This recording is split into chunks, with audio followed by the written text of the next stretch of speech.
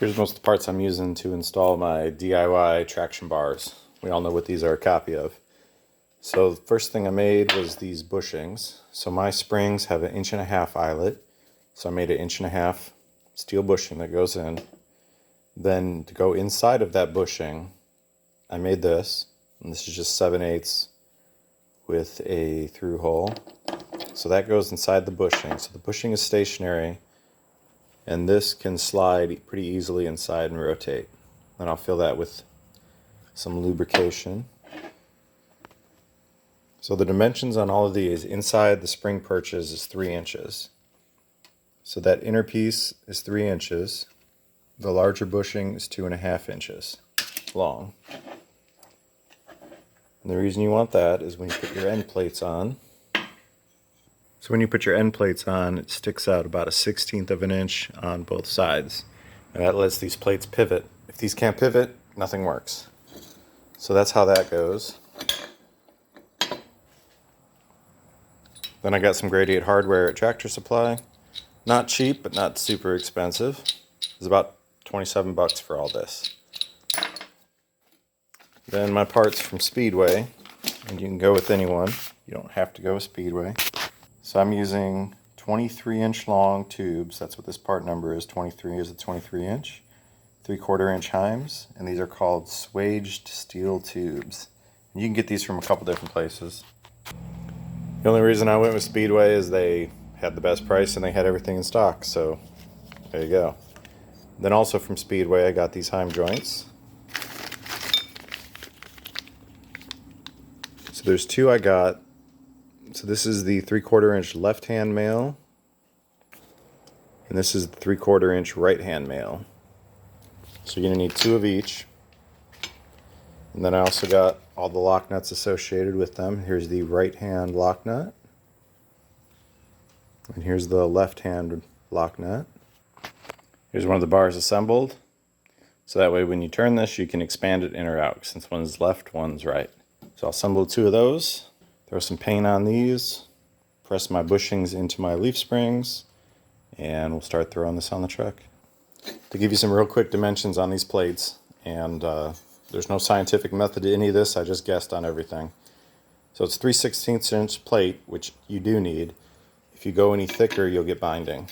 And then there's no reason to go 1/8 inch, you want that strength.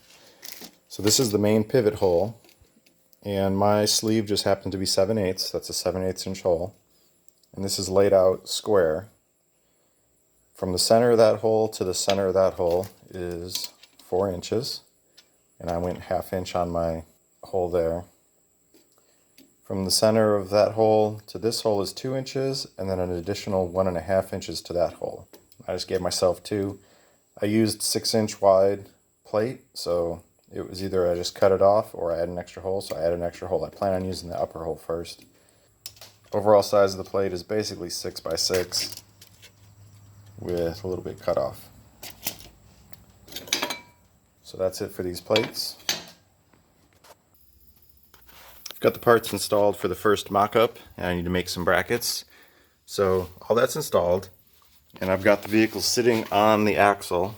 All the weight's on the axle, so the spring is compressed at ride height. And you want to make sure all your measurements are taken that way. So I'll show you how these move in here loose, and that's what you want. That way you get that compression down on the spring when this pushes that way. On my joints, I've got about 1/4 inch of adjustment available. I'm using that to line up right there so I can make my brackets that'll weld to these plates.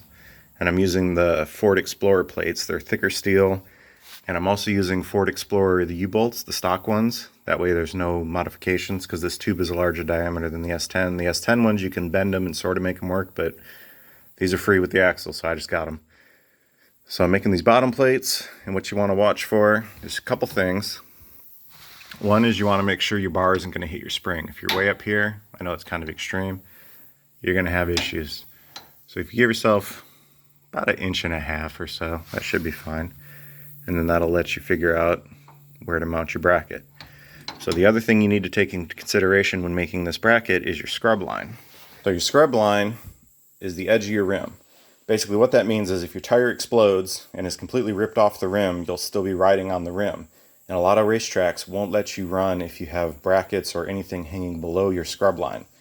And the reason for that is obvious. If you blow a tire, your suspension part that's hanging below will rip into the track and damage it, where the rim might not damage it as much.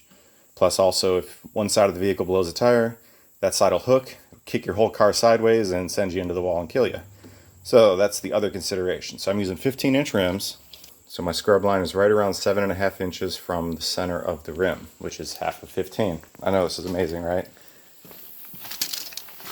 So then I can come over here with my tape measure set to the center of the axle. I can come down here and I can line my shaft up with the 7.5-inch mark. And that'll give me my maximum distance down. Now the reason you want your maximum distance down on this end and up on this end is this triangle. So as the axle twists this way under acceleration, it's going to push this rod forward.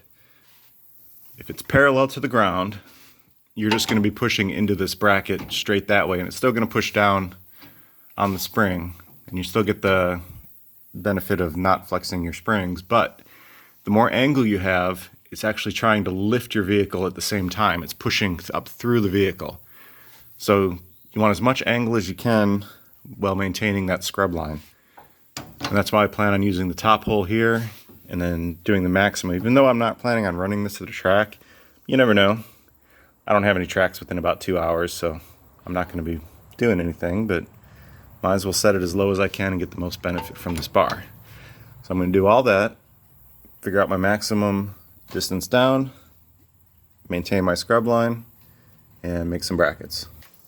Here's the brackets I'm making to weld on the bottom of the axle brackets, and this is just some steel I had laying around.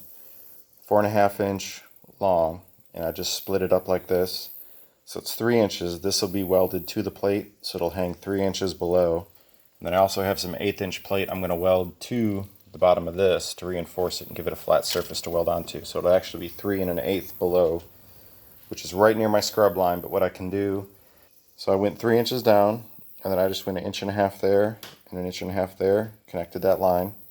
And what that gives me is when I mount this in here, it'll go right about where that hole is, and that way my nut won't hit the edge of the plate. Where if this was more triangular shaped and came out this way, then it would hit where the nut is.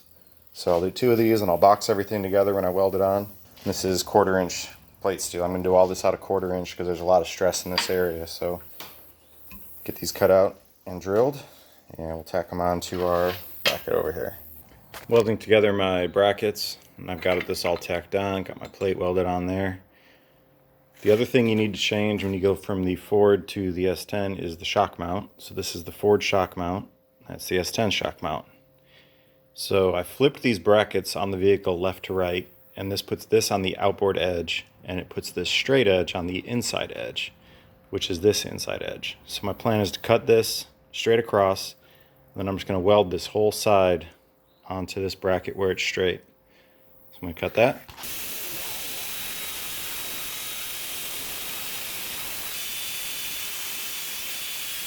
So that gives me a fairly good flat edge. Here's Franken bracket all ready for testing.